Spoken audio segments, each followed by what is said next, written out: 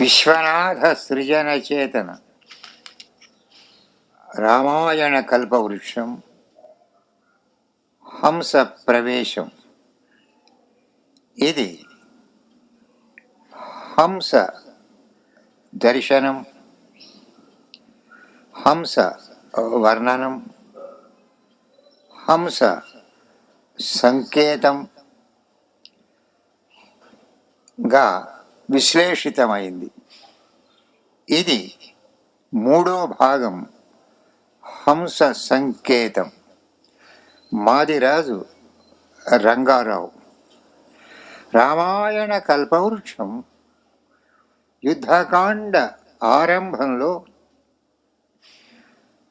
హంస ప్రవేశం జరిగింది. ఈ హంస సంకేతంలో విశ్వనాథ స్వతంత్రమైన సృజన రూపం, తాత్విక స్పర్శతో రూపొందిన కవితా కళాఖండం. ఇది శ్రీరామునిలో మానసికంగా ఊరటను కలిగించింది. సీతాదేవికి శ్రీరాముని క్షేమవార్తను తెలపడంతో పాటు ఆమెలో స్వరూపాభిజ్ఞతకు కారణమైంది. సీతారాములిరువురిలో అంతఃస్వరూపాన్ని ప్రకాశమానం చేసింది. ఇక రావణునిలో హంసను గుర్తించడంతో పాటు తనకు విరోధి అయిన శ్రీరాముని విష్ణుత్వం గురించి సంశయ విచ్ఛేదానికి దారితీసే స్థితిని కల్పించింది. ఇదొక ఉదాత్తమైన కల్పన. మదికి ఉదాత్త కల్పనల మక్కువ కలిగిన వారికి ప్రీతి పాత్రమైంది. ప్రత్యక్షంగా కవితా రమణీయకథతో పాటు పరోక్షంగా తాత్వికమైన భూమికను పోషించింది. దీని ప్రయోజనం కథలో పాత్రల అంతస్తత్వానికి ప్రాధాన్యంతో పాత్రల తీర్పులో వ్యక్తిత్వ వికాసాల్ని ప్రకాశింపచేయడం జరిగింది. ఇది రచనకు గభీరతను సిద్ధింపచేస్తోంది. కవి ప్రతిభావంతమైన విశిష్ట వ్యక్తిత్వాన్ని దర్శింపచేస్తోంది. శ్రీరాముడు కపిసేనతో సముద్రం ఆవలి గట్టున ఉన్న లంకా తీరభూమి చేరాడు. సాయం వేళ సంధ్యోపాసనానంతరం ఒక శిలాతలంపై ఆసీనుడైనాడు. సముద్ర తీర జలాలలో ఒక హంస కనిపించింది. కంటికి మోహనంగా ఉంది. ఎదకు శాంతిని చేకూర్చేదిగా ఉంది. ఈ జగదేక మోహన మహేశ్వర సుందర రూపము, ఈ జగదేక మోహన మహేశ్వర సుందర రూపము ఎంత ఉత్తేజిత భావనా పటిమ తెచ్చే, నేత్ర నిరాజిత భూతమైనది నేత్ర నీరాజితభూతమైనది ధరాసుత కంటికి శాంతి తేవే ఉద్వేజితమయ్యే తన్నయన దీప్తి మృషా మృగదర్శనముచే ఎంతో ప్రభావాన్ని నెరపింది. అతనిలో శివమయమైన భావం మెరసింది. తనకు దూరమైన సీతాదేవికి దీనిని సంకేతింపచేసే ఊహ కలిగింది. తన కుశలవార్తను పంపాలి అనుకున్నాడు. ఆమెకు ధైర్యాన్ని కలిగించాలని అనుకున్నాడు. కంటికి ఆహ్లాదాన్ని, మనసుకు శాంతిని కలిగించే అభిలాష ఏర్పడింది. ఇది అవసరంగాను తోచింది. వార్తను పంపదలుచుకున్న హంస ఈ జగత్తులో పరమమోహనమైంది, సుందరమైంది. ఒకటే ఒకటి, అది మహేశ్వర రూపంగా మనసులో సాక్షాత్కరించింది. వనవాస సందర్భంలో మృష అంటే మాయా మృగ దర్శనం చేత సీతాదేవి నయన దీప్తి ఉద్వేజితమైంది. మృగం పట్ల కోరిక బలంగా వర్తించింది. మనసు చెదరింది, మోహ వశమైంది. నిజ రూపాన్ని గ్రహించలేకపోయింది. కనీసం అనుమానము కలగలేదు. ఈ భ్రమావరణంలోని ఆకర్షణ ఆపదకు గురి చేసింది. ఈ విపన్న స్థితిలో శుభ్రమైన హంసదర్శనం రామునికి ఎంత ఆనందకరమో చెప్పనవసరం లేదు. ఇది అనుభవైక వేద్యమైంది. ఈ అనుభవాన్ని సీతకు కలిగించాలని ప్రేమమూర్తి అయిన శ్రీరాముని ఆంతర్యం హంసతో ప్రియా సందేశాన్ని పంపిస్తాడు.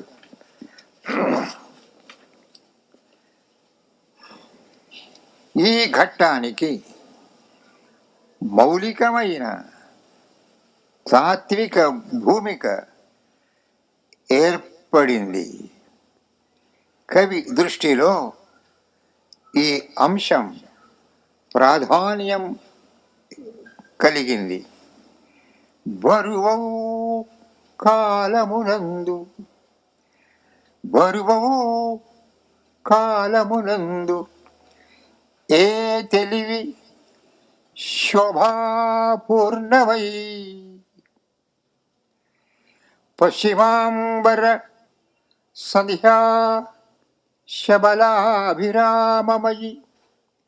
శ్యామ స్వర్ణ పీతాంశు సంభరితాంభో మహనీయ రాశిపై హేమశ్రీ గరుత్ శ్రీ ప్రభాహర హంసాకృతి కనుపించినది నేత్రాభాంగలీనాంగమయీ. హంసాకృతి కానుపించినది నేత్రాపాంగ లీనాంగమయీ.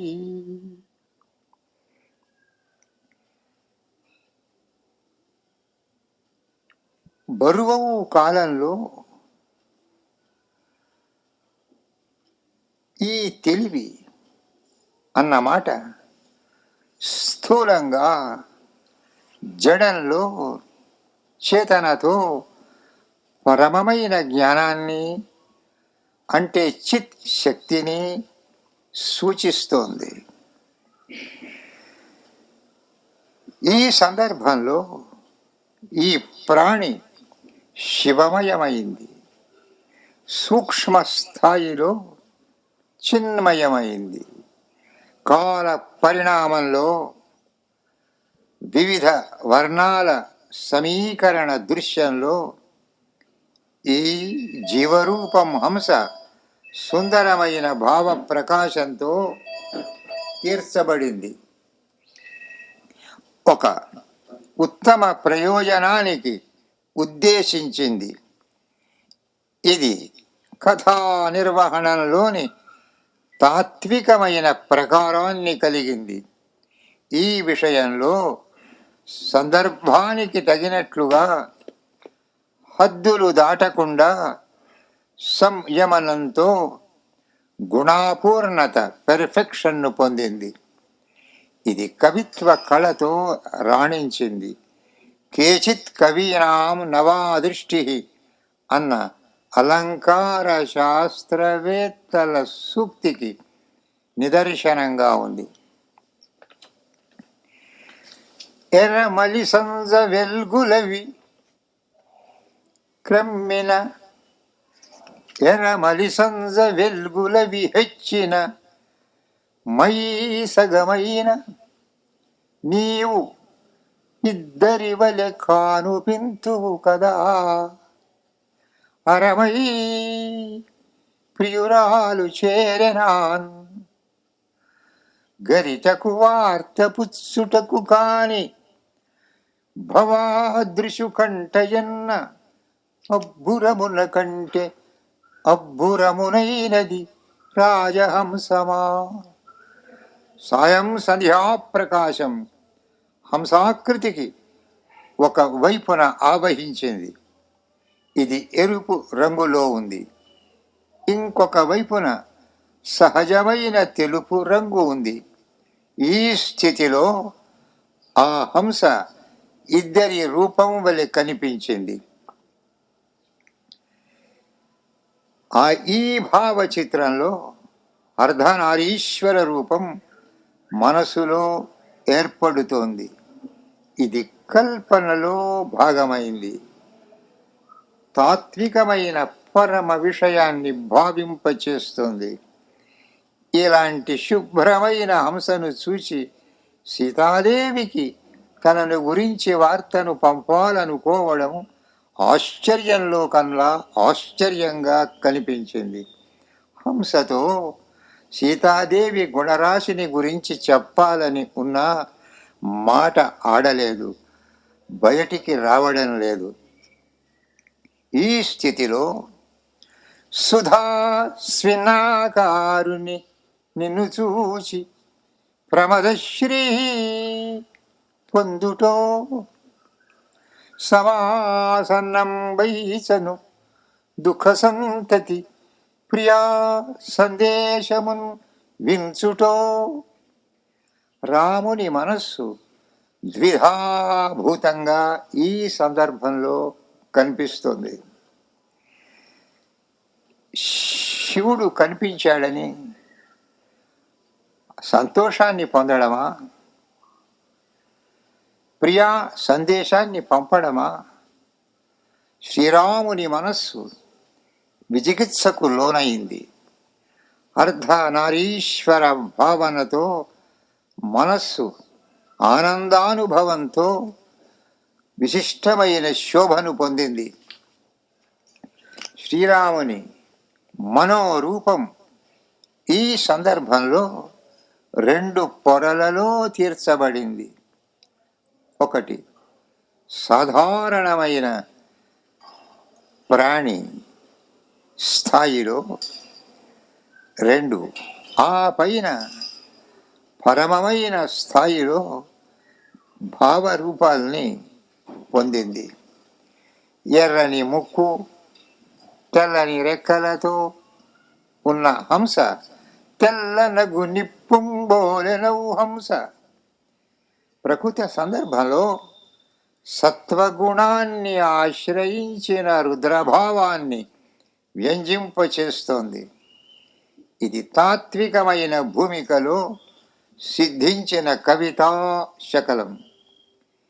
ఇక భౌతిక రూపంలో ఆ హంస గతి రీతులు ఆ జాతి స్వభావానికి తగినట్లుగా వర్ణనం కనిపిస్తుంది.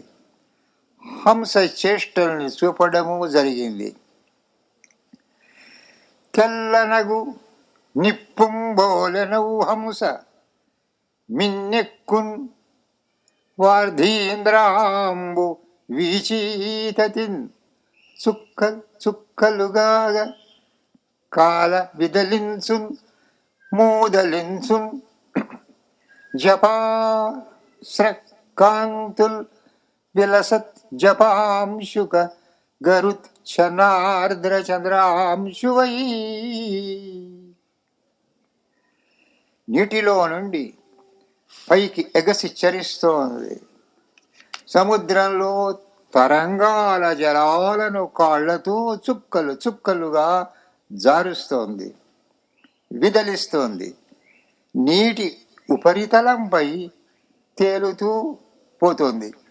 పద్య రచనలో హలంత శబ్ద ప్రయోగంతో, విచ్చిత్తి విశేషాలతో హంస చేష్టల్ని బింబిస్తూ రచనా శిల్పాన్ని పొందింది. హంస వలనొప్పన్ వలనొప్పన్ తుది రెక్క మల్పులుగా, వలనొప్పన్ తుది రెక్క మల్పులుగా నీపై నుండి ఏతెన్సు గాలులు కర్పూర పరిమళాంబూలలో లోలమ్ములై మై తాకెడు వేళ గుప్పుమను అట్టి నీడుల అభిషేకమార్చితివో స్వర్లోకా గురుస్రోతసిన్. గాలులు హంసపై నుండి వచ్చేవి ఒక విశేషమైన వాతావరణాన్ని కల్పిస్తున్నాయి. శరీరాన్ని తాకే వేళ గుప్పుమని మానసికమైన సంతోషానికి దారి తీస్తున్నాయి. శివాభిషేక సందర్భంలో కర్పూరం, గంధం, పూలు కలిసిన జలాల సువాసనలు, విష్ణువు అలంకార సందర్భంలో పుష్పమాలల సువాసనలు ఇష్టులకు, భక్తులకు ముందుగా అనుభవానికి రావడం తెలిసిందే. ఇది సూక్ష్మమైన మానసికమైన అనుభూతికి చెందిన విషయం. ఈ సందర్భంలో లోకోత్తరంగా వర్ణితమైంది. సముద్ర జలాల నుండి బయటికి వచ్చి తీరభూమిపై రెక్కలు చాచి పైకి లేస్తూ చరించే హంస వర్ణనం జీవిత వాస్తవ భావరూపం. విప్పెసలార మోముపై విప్పెసలార మోముపై వేలుపు వాహిని ఎర్ర ఒండు బొట్టొప్పగా స్నానమున్ సలిపి అట్టిటు తిరుగుచున్ జరీ కుప్పడమంచు దోవతియు కుంగులు వారగనారబట్టు ఏ గొప్ప ద్విజుండ ఒక్కో ఇటకున్ సనుదించితి మత్సఖుండవై. గంగానదిలో స్నానం చేసి ఎర్రని సంజ వన్నె బొట్టుతో, అక్కడి ఒండు మట్టితో ముఖాన బొట్టు పెట్టి వికాసంతో అటు ఇటు తిరుగుతూ జరీ తెల్లని దోవతి కొంగులను ఆరబట్టే గొప్ప ద్విజునితో హంస రూపం చిత్రితమైంది. పక్షి జాతిని బట్టి ద్విజత్వం 2 జన్మలు కలిగింది. శివరూపం హంసాకృతి పొందడంలో ద్విజత్వం ఉంది.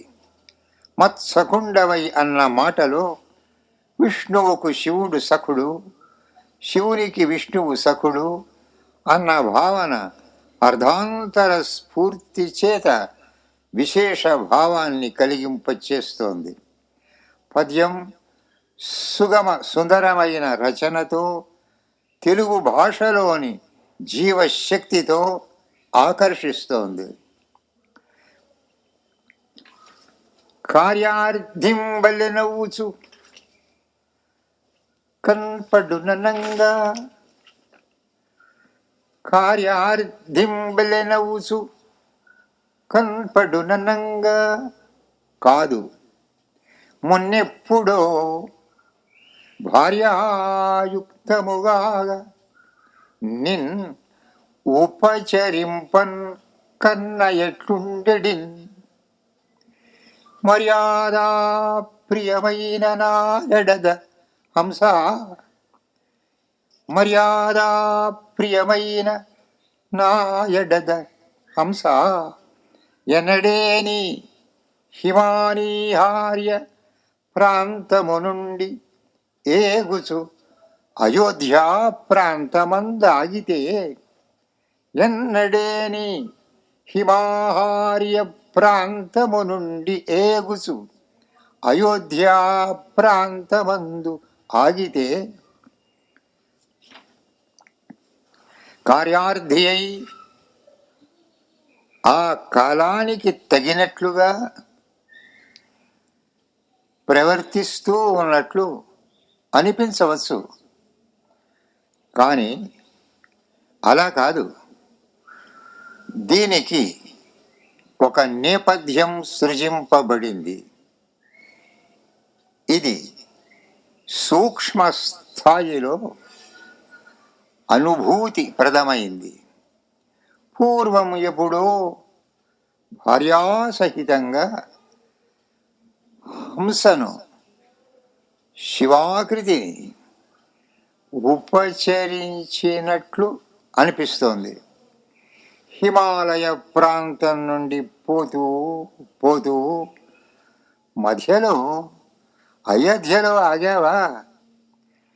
ఇలా అనడానికి కారణం రాముని హృదయం మర్యాదాప్రియమైంది. ఇది గొప్ప మాట. ఉదాత్తమైన సంస్కార స్వరూపాన్ని సూచిస్తున్న భాషాప్రయోగం. శ్రీరాముని పాత్రకు తగినట్లుగా ఉంది. ఎక్కుపెట్టిన బాణము పోల్కిగాగ ముక్కు దీపింప, ఎక్కుపెట్టిన బాణము పోల్కిగాగ ముక్కు దీపింప, శారంగమో పినాకమో నాగ చాచినట్టి రెక్కదోయిగ మింట చరింపబోవే, శారంగమో పినాకమో నాగ సాచినట్టి రెక్కదోయిగ మింట చరింపబోవే అని అభ్యర్థిస్తాడు. కథలో రాబోయే వీరభావ సూచితమైంది. శారంగము విష్ణువు ఆయుధం, పినాకం శివుని ఆయుధం. వీటితో హంస రెక్కల్ని ఉపమించడంలో శివకేశవ భావైక్యంతో అద్వైత రూపానికి సంబంధించిన ఆదర్శం స్థాపితమవుతోంది. మునుముందు రావణుని వధలోను ఈ రెండు శివ కేశవ శక్తులతో పాటుగా దేవీ శక్తి కూడా కలిసి ఏర్పడిన బ్రహ్మాస్త్రం చేతనే సాధ్యమైంది. ఈ మహాగ్రంథంలో రచనా ప్రణాళికలో ఈ విశేషాంశాలు ఆయా సందర్భాల్లో దృష్టికి వస్తాయి. శ్రీరాముడు తన హృదయాన్ని ఆవిష్కరిస్తాడు, వార్తను నివేదిస్తాడు. రింగులుగాగా రింగులుగాగా హంస విహరించను మింటను పల్లటీలుగా.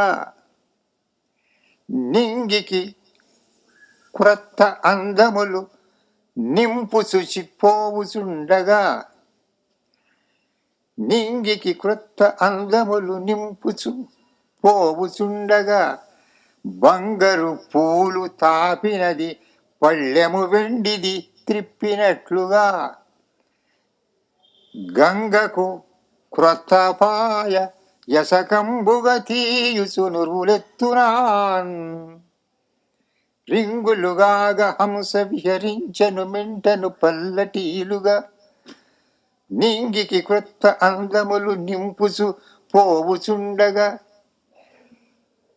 నింగికి కొత్త అందములు నిండగజేయుచు పోవుచుండగా, బంగారు పూలు తాపినది పళ్ళెము వెండిది త్రిప్పినట్లుగా.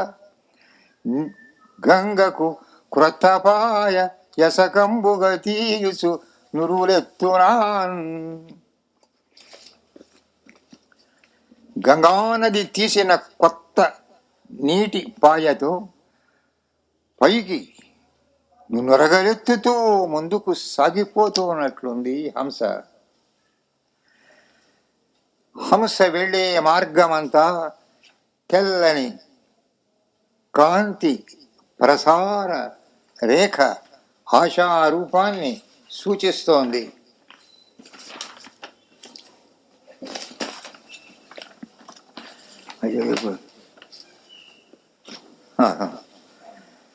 హంస రింగులు రింగులుగా గాలిలో తిరిగింది, మింటిలో పల్లటీలుగా చరించింది, నింగికి కొత్త అందాన్ని చేకూరుస్తూ సాగింది.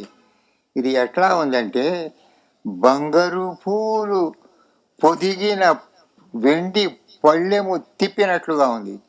ఈ నిరాజన భావం ఈ ఘట్టం ముగింపుకు సుందరతను చేకూరుస్తుంది. గంగా నదీ ప్రసక్తి ఒక పవిత్రమైన భావాన్ని కలిగిన వాతావరణాన్ని సృజిస్తోంది. ఈ హంస సంకేత రూపం 3 విధాలుగా ఉపకరిస్తోంది. కథలో శ్రీరాముడు, సీత, రావణుడు వీరి పాత్రల తీర్పులో తాత్వికమైన కోణాల్ని సిద్ధింపచేస్తోంది. ఈ హంసాకృతి ఈ ఘట్టాలలో ఉజ్వలమైన నాయక మణిగా ఆకర్షిస్తోంది. అంతస్తత్వాలకు ప్రాధాన్యంతో రచనకు గభీరతను చేకూరుస్తోంది. విశ్వనాథ సృజన చేతనలో స్వతంత్రమైన అస్తిత్వానికి అద్దం పడుతోంది. ఎదకు పురాంధ్ర సంస్కృత కవీశ్వర భారతి దీప్తి గల్గినన్. ఎదకు పురాంధ్ర సంస్కృత కవీశ్వర భారతి దీప్తి గల్గినన్. సదమల బుద్ధికిన్ సకల శాస్త్ర రహస్య వివేకమబ్బినన్. మదికి ఉదాత్త కల్పనల మక్కువ కలిగిన విశ్వనాథ శారద సకలార్ధదాయిని సురద్రువు. విశ్వనాథ శారద సకలార్ధదాయిని సురద్రువు.